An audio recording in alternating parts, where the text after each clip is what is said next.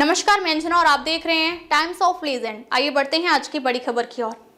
राजनाथ सिंह बोले, आधुनिक प्रौद्योगिकियों ने युद्ध के आयाम को बदला, तकनीकी चुनौतियों के समाधान से भारत मजबूत। रक्षा मंत्री राजनाथ सिंह ने शुक्रवार को कहा कि अत्याधुनिक और अग्रणी प्रौद्योगिकियों ने युद्ध के आयाम को बदल दिया है।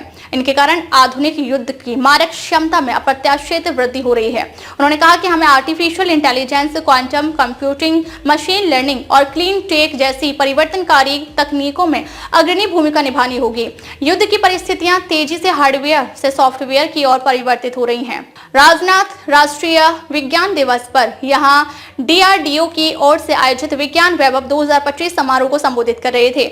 उन्होंने युवाओं से वैज्ञानिक सोच विकसित करने और सरकार के प्रयासों से देश में स्थापित किए जा रहे अंतर्राष्ट्रीय स्तर पर प्रतिस्पर्धी बुनियादी ढांचे का सर्वोत्तम उपयोग करने का आह्वान किया, ताकि अग्रणी प्रौद्योगिकियों में उत्कृष्टता हासिल की जा सके।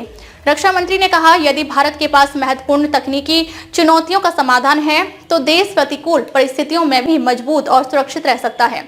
हमारे युवाओं को वैज्ञानिक दृष्टिकोण अपनाते हुए सामान्य से आगे जाने का प्रयास करना चाहिए। उन्होंने पूर्व राष्ट्रपति डॉक्टर APJ अब्दुल कलाम के शब्दों को याद किया, जिसमें उन्होंने कहा था, विज्ञान मानवता के लिए एक सुंदर उपहार है। हमें इसे विकृत नहीं करना चाहिए, बल्कि समाज की बेहतरी के लिए इसका उपयोग करना चाहिए। उन्होंने कहा कि प्रधानमंत्री नरेंद्र मोदी के नेतृत्व में केंद्र सरकार लोगों के कल्याण के लिए आधुनिक प्रौद्योगिकी का उपयोग करने को प्रतिबद्ध है। Hypersonic anti ship missile team को किया सम्मानित। रक्षा मंत्री ने तेलंगाना के हैदराबाद में स्वदेशी मिसाइल प्रणालियों के डिजाइन और विकास के केंद्र doctor APJ Abdul Kalam missile complex का दौरा किया। उन्होंने लंबी दूरी वाले हाइपरसोनिक एंटी शिप मिसाइल परियोजना की टीम को भी सम्मानित किया, जिसकी उड़ान का सफल परीक्षण नवंबर 2024 में हुआ। सफल परीक्षण में भारत को हाइपरसोनिक मिसाइल क्षमताओं वाले चुनिंदा देशों के समूह में शामिल कर दिया है। युवाओं में दुनिया को हिला देने की क्षमता। राजनाथ ने कहा, प्रत्येक युवा में प्रतिभा और दुनिया को हिला देने की क्षमता है। बस इसे पहचानने और इसे हासिल करने के लिए खुद को प्रतिबद्ध करने की जरूरत है। उन्होंने कहा कि भारत के युवाओं में अपार क्षमता है। सरकार का प्रयास है कि 2047 तक विकसित भारत के लक्ष्य को हासिल करने के लिए उनकी क्षमताओं का उपयोग किया जाए। कोई भी बच्चा अच्छी शिक्षा से वंचित न रहे।